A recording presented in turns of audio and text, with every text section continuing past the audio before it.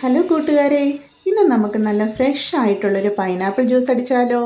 വെയിലത്തൊക്കെ പോയി വരുമ്പോൾ കുടിക്കാൻ ഇതിലും നല്ലൊരു ഐറ്റം വേറെയില്ല. അപ്പോൾ ഒട്ടും വൈകിക്കേണ്ട, നമുക്ക് നേരെ വീഡിയോയിലേക്ക് കിടക്കാം. ഞാനിവിടെ നല്ല പഴുത്തൊരു പൈനാപ്പിളാണ് എടുത്തിരിക്കുന്നത്. അതിൻ്റെ തലഭാഗമൊക്കെ മുറിച്ച് മാറ്റുക. അതിനുശേഷം ഇതുപോലെ റൗണ്ടായിട്ട് കട്ട് ചെയ്യുക. ഇതിൻ്റെ തൊലി അടർത്തി മാറ്റാനായിട്ട് ഇതുപോലെ കട്ട് ചെയ്യുമ്പോഴാണ് എളുപ്പമായിട്ട് എനിക്ക് തോന്നിയിട്ടുള്ളത്. ഓരോന്നോരോന്നായിട്ട് കട്ട് ചെയ്യുക. അതിനുശേഷം അതിൻ്റെ തൊലിയൊക്കെ ഇതുപോലെ കത്തി ഉപയോഗിച്ച് അടർത്തി മാറ്റുക.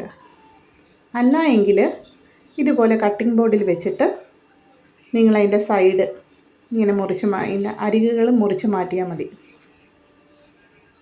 ഓരോന്നോരോന്നായിട്ട് മുറിച്ച് മാറ്റുക.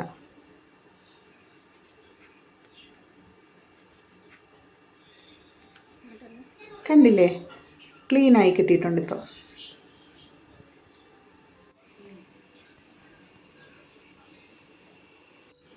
ഇനി ഇത് ചെറിയ കഷ്ണങ്ങളാക്കി മാറ്റാം. ജ്യൂസ് അടിക്കാൻ പാകത്തിന് വേണം ഇത് മുറിച്ചെടുക്കാൻ. കഷ്ണങ്ങൾ റെഡിയായി കഴിഞ്ഞാൽ നമുക്കിത് ഒരു പാത്രത്തിലേക്ക് മാറ്റി വെക്കാം. അതിനുശേഷം ഒരു മിക്സിയുടെ ജാറെടുത്ത് അതിലേക്ക് ഇതിട്ട് കൊടുക്കുക.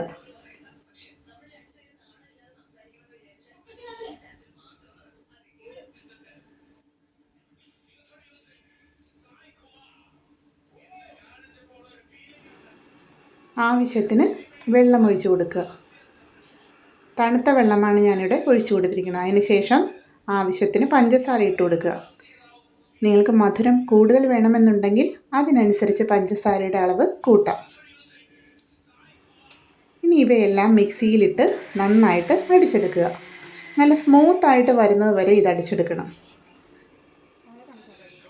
ഇപ്പം നമ്മുടെ പൈനാപ്പിൾ ജ്യൂസ് റെഡിയായിട്ടുണ്ട്. ഇത് നമുക്കൊരു സെർവിങ് ഗ്ലാസ്സിലേക്ക് പകർത്താം.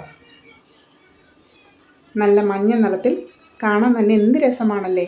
ഇനി ഇതിലേക്ക് ഐസ് ക്യൂബ്സ് വേണമെന്നുള്ളവർക്ക് അതും കൂടി ഇട്ട് കൊടുക്കുക. അപ്പോൾ എല്ലാവരും ഈ രീതിയിലൊന്ന് ട്രൈ ചെയ്ത് നോക്കണേ. വീഡിയോ ഇഷ്ടമായാൽ ലൈക്ക് ചെയ്യാനും ഷെയർ ചെയ്യാനും മറക്കരുത്.